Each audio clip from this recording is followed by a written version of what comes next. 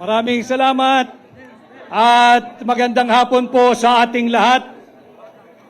Sa ating ginagalang, rinerespeto at hinahangaan kay Pangulong Rodrigo Roa Duterte. Sa inyo pong lahat dito sa loob at labas ng bulwagang ito. Sa lahat ng Pilipino na nakasubaybay, marami pong nagla-live ngayong araw, yung ating mga kasama sa opisina, sa bahay, sa sasakyan, sa trabaho, sa eskwela. Ganon din ho sa mga Pilipinong overseas Filipino workers at migrants saan mang panig ng mundo. Tanggapin po ninyo ang aking pagbati at paggalang ngayong hapon.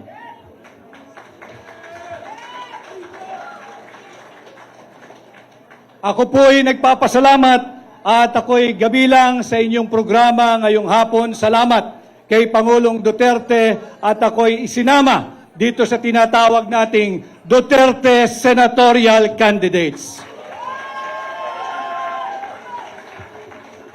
Tumugon po ako sa hamon na pamunuan ang tunay at maisog na oposisyon upang labanan at ilunsad ang gera laban sa korupsyon. Ang war on corruption na aking pinamumunuan is not just a campaign slogan. Nalalaman ko kung paano labanan ang korupsyon. Linabanan ko na sila minsan nung ako ay nasa Malacanang at pinagpapatuloy natin ngayon. Nag-file po tayo ng kaso kamakailan. Linabanan natin yung anomalous, illegal, immoral, invalid, and unconstitutional and criminal 2025 budget.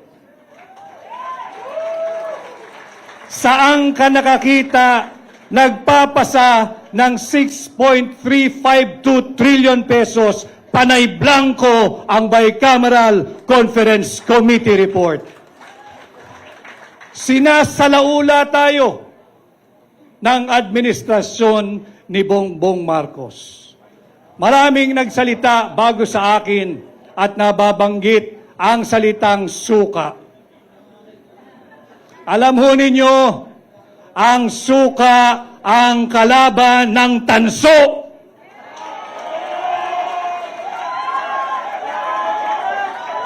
Ang suka ang kalaban ng pekeng ginto.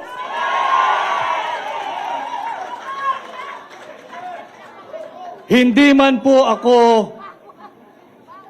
gumagawa ng suka, subalit nung ako ho ay bata, maraming beses din naman akong nautusang bumili ng suka ng aking ina.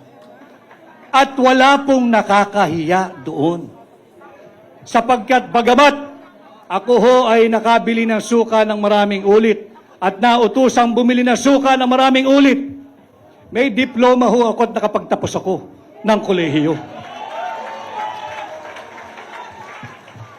Meron akong diploma at nakapagtapos ako ng at higit sa lahat, meron akong certificate na nagpapatunay na ako ay isang ganap na abogado. Kaya ako ay natutuwa kung ito man ang Team Suka. Isa po akong proud member ng Team Suka. At atin pong lalabanan ang Team Sinusuka.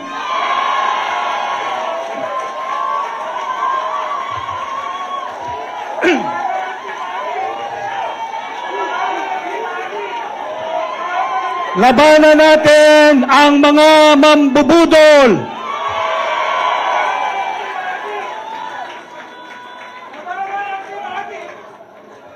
Sabi ni Konsehal Rani Ludovica, labanan ang team. Tutungo tayo mamaya dyan. Alam ho ninyo, tinanggap ko ang hamon na pamunuan ang tunay at maisog na oposisyon. Ang tunay at maisog na senador ninyo sa Senado. At bilang senador ninyo, atin pong lalabanan ang korupsyon at sisimulan po natin yan sa pagbabantay taon-taon sa ating national budget. Hindi tayo papayag na pupunuin ng korupsyon ng pork barrel ng akap ng AYIX. Babantayan natin taon-taon ang ating national budget nang sa ganon, hindi na magkaroon ito ng 28 blanco at nauwi sa tinatawag nating GAA. Subalit bilang senador ninyo, kailangan ko po ng katulong. Kinakailangan kong makasama sa tulong ninyo ang isang veteranong mangbabatas, matapang, magaling.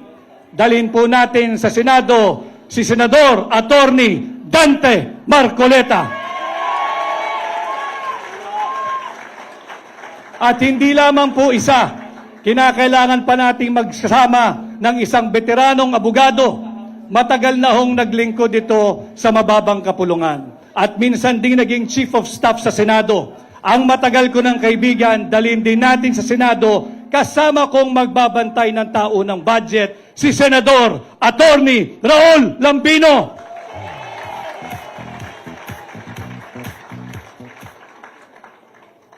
At bukod po sa pagbabantay ng ating taunang budget, makailang beses ko na rin pong napaliwanag at nailahad sa inyo.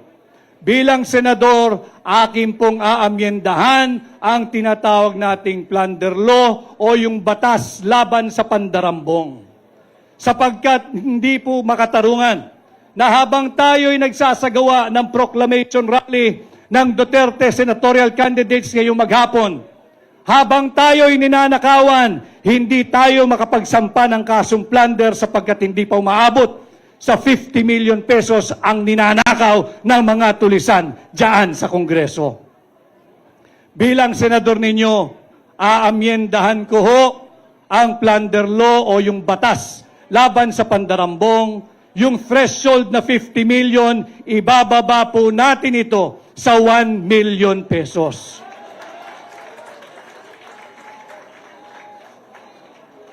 Subalit, kagaya rin po ng ipinakita kanina, bilang principal author, kinakailangan ko rin ang mga kasama sa Senado.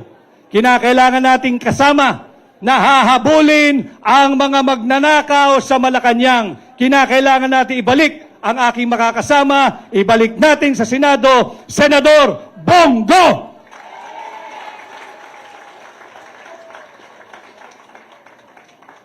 At kaparehas din po ng kanyang advokasya, ipinakita niya kanina doon sa video message niya yung tinatawag niyang Exhibit A, yung KOJC. Nakikita natin kung anong inam pag walang korupsyon, kung lahat ng pera ay ginagamit at napapatupad ng tama.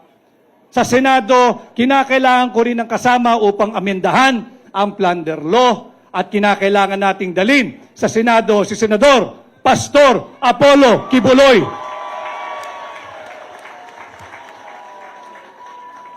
At pag naamyendahan po natin ang plunder law, isasabatas ko po ang pagbabalik ng death penalty sa lahat ng magnanakaw sa pera nating mga Pilipino.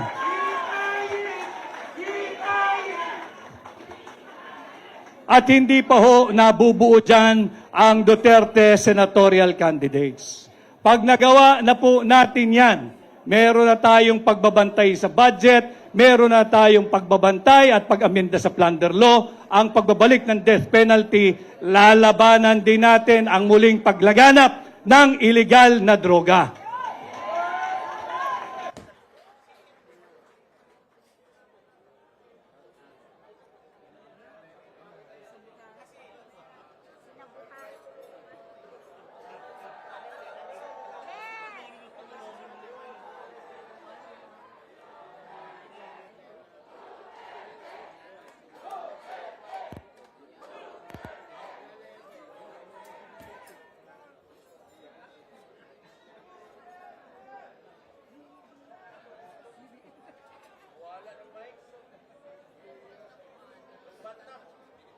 Boses.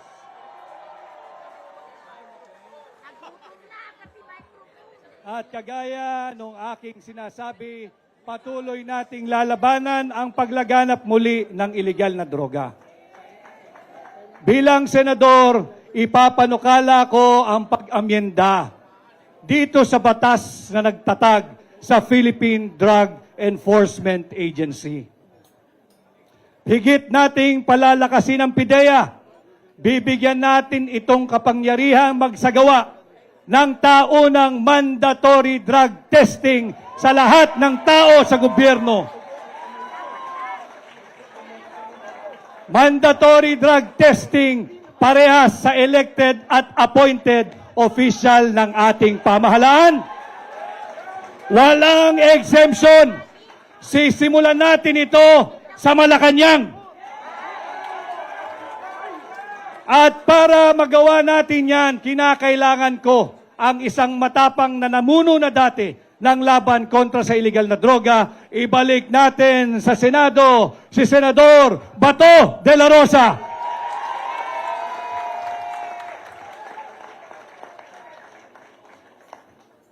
Siyempre, kinakailangan din natin ng mga kasamang abogado.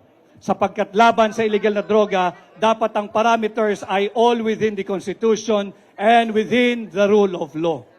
Dalhin po rin natin sa Senado ang aking kaibigan, ang aking amigo, si Attorney Senator J.B. Hinlo.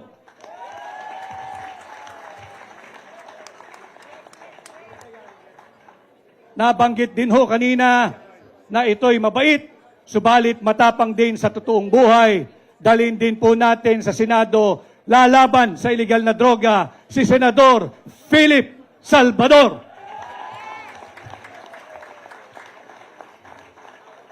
And last but not the least, tulungan din po natin ang bagong abogado, ang bagong kasal, ang bagong senador, Senator Attorney Jimmy Bondoc.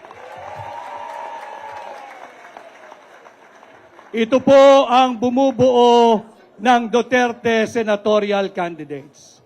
Tulungan niyo po lahat kami mga kampanya, tulungan niyo po tayo lahat na mapunta sa Senado. Ang issue po natin ngayon ay ang maanumalyang 2025 budget. Subalit pilit nilang linilihis kung kaya't puinersa nilang ipasok itong unconstitutional na impeachment complaint laban kay Vice President Inday Sara Duterte. Sinasabi kong unconstitutional sapagkat pinangalanan nila itong verified impeachment complaint.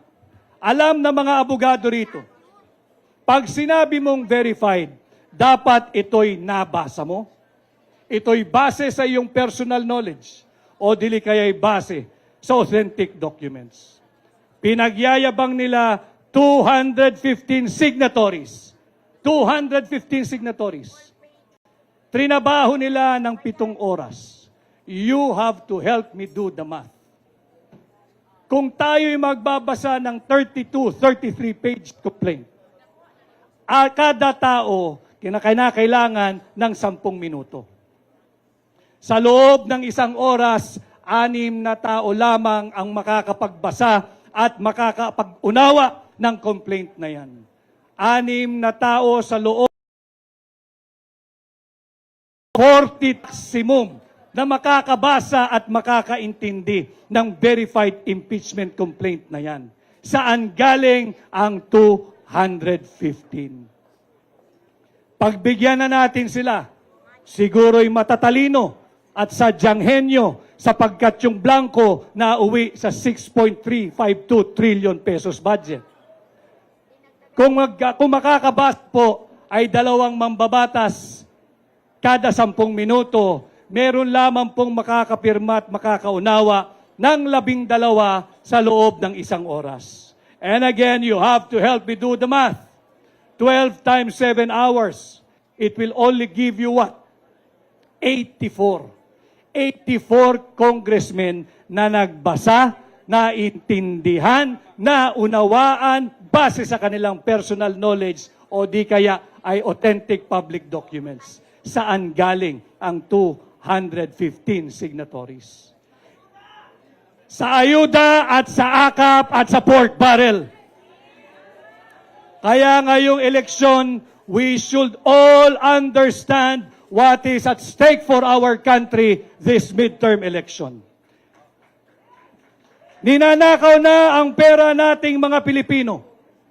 Nagbebenta ng 25 toneladang ginto. Hindi sinasabi kung sinong bumili at magkano ang pagbebenta nito. Pati ba naman ang posisyon ng pangalawang Pangulo na nakawin pa hindi lamang ang Office of the Vice President, kung hindi ang sagradong mandato ng 32 milyong Pilipino na ninanakaw ng ilang elitistang mambabatas. At muli ho, ako'y nagpapasalamat sa inyong mainit na pagtanggap. Sana ho ay matulungan ninyo kung ipangampanya sa inyong pamilya, sa inyong kamag-anak, kaskwela, kapitbahay, kaibigan, at sa lahat ng kakilalang Pilipino saan mang panig ng mundo. Ako po muli ay si Attorney Vic Rodriguez, number 56, Pilipino, abogado, maisog! Maisog number 56, Vic Rodriguez!